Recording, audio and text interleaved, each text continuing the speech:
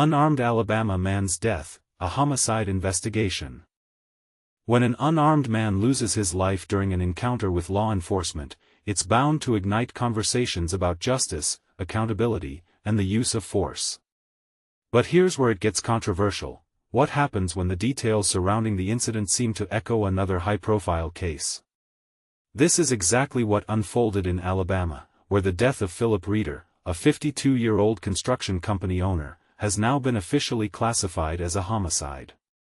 The coroner's report points to heart failure caused by cocaine use and restraint during an altercation, but there's far more to this story that demands attention. Reeder's tragic death occurred on August 6, 2024, in Irondale, Alabama, a small suburb just 10 miles from Birmingham.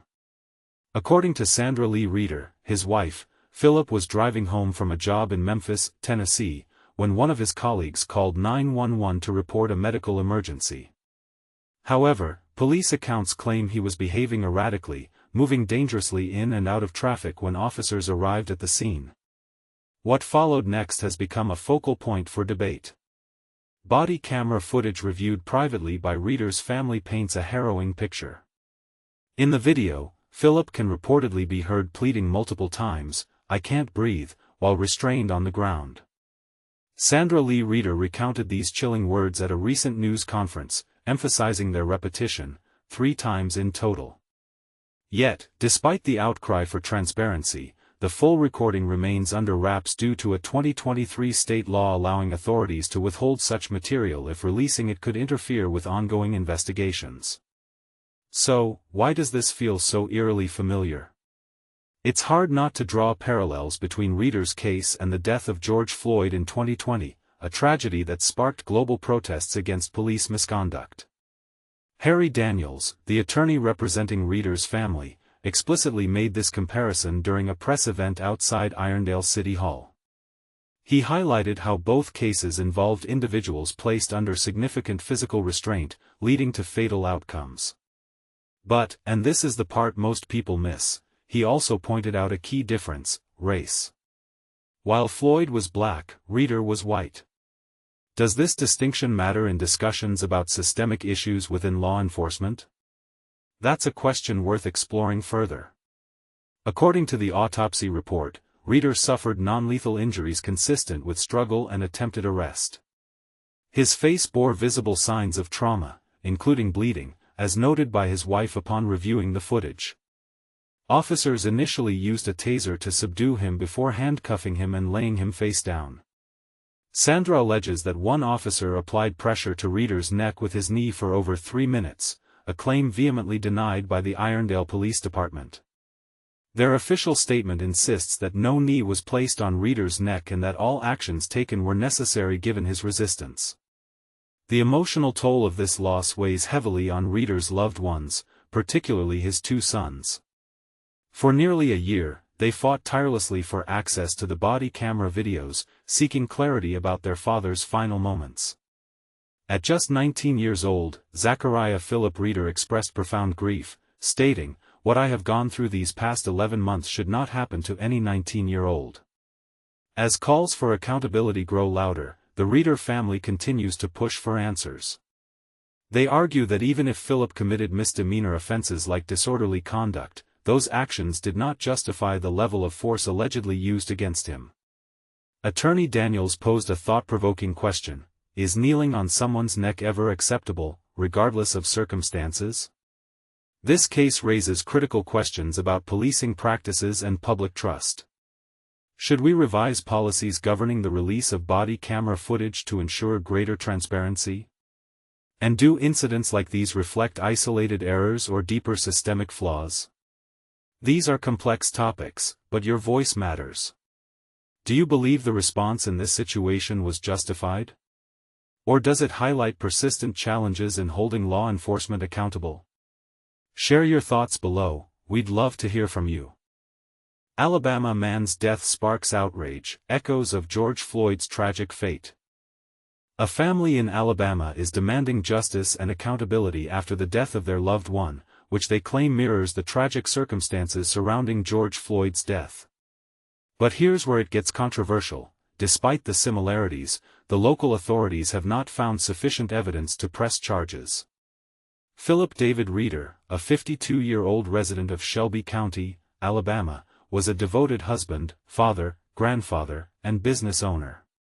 On August 6, 2024, Reeder tragically passed away after a confrontation with Irondale police officers.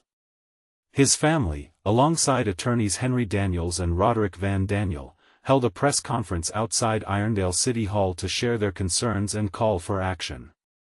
The press conference followed the family's first viewing of the full-body camera footage of the incident, which occurred 11 months prior. According to Sandra Lee Reeder, Phillip's wife, her husband was tossed, subdued, and handcuffed with his hands behind his back while lying face down. During this ordeal, one officer placed a knee on Phillip's neck for approximately 3 minutes, while another officer held one of his legs upward. Phillip can be heard repeatedly saying, "I can't breathe."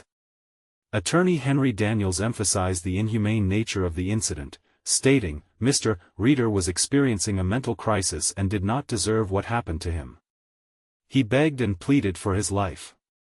The Jefferson County Coroner's Office reported that Reeder's death was due to hypertensive heart disease, exacerbated by cocaine use and the physical restraint during the altercation. His death was officially classified as a homicide, indicating that it was caused by another person.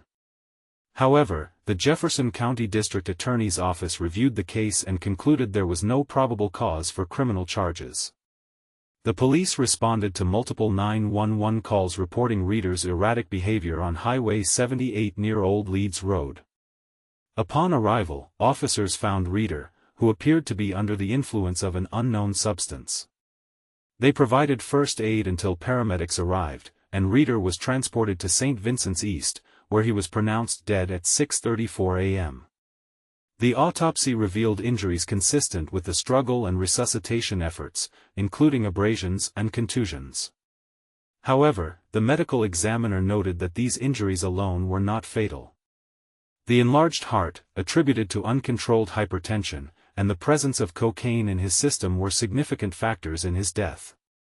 Despite the lack of criminal charges, the family is determined to pursue justice. They have not yet filed a wrongful death lawsuit but are considering it. Attorney Daniels drew a parallel between Reeder's death and the George Floyd case, emphasizing that the issue transcends race and is fundamentally about human dignity and the right to life. Sandra Reeder described her husband as a successful businessman and the primary provider for their family.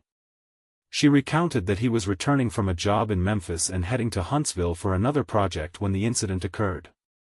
She believes he was under stress and experiencing anxiety.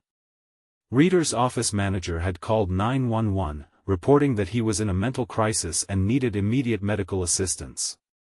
However, Sandra Reeder claims that the police did not provide the necessary medical help. Instead, they continued to hold him down, even after he was incapacitated. The family's struggle for transparency and accountability has been long and arduous. They were only granted access to the full-body camera footage after 11 months of waiting. Sandra Reeder described the trauma of watching her husband being restrained and the graphic condition of his face, which was covered in blood and deep abrasions.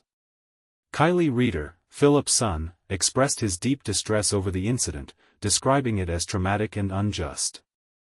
Zechariah Reeder, another son, emphasized that what happened to his father should not happen to any family, especially not to a 19-year-old like himself. Attorney Daniels stressed that the actions of the officers were unconstitutional and illegal. He called for higher standards of accountability and transparency, stating, "Just because they wear a badge and star doesn't put them above the law." The family hopes that their efforts will lead to systemic changes, ensuring that individuals in mental health crises receive appropriate care rather than facing potentially lethal consequences. They are not seeking financial compensation but are fighting for the truth and justice for their loved one. What do you think? Should the officers involved be held accountable for their actions, or do you believe the district attorney's decision was justified? Share your thoughts in the comments below.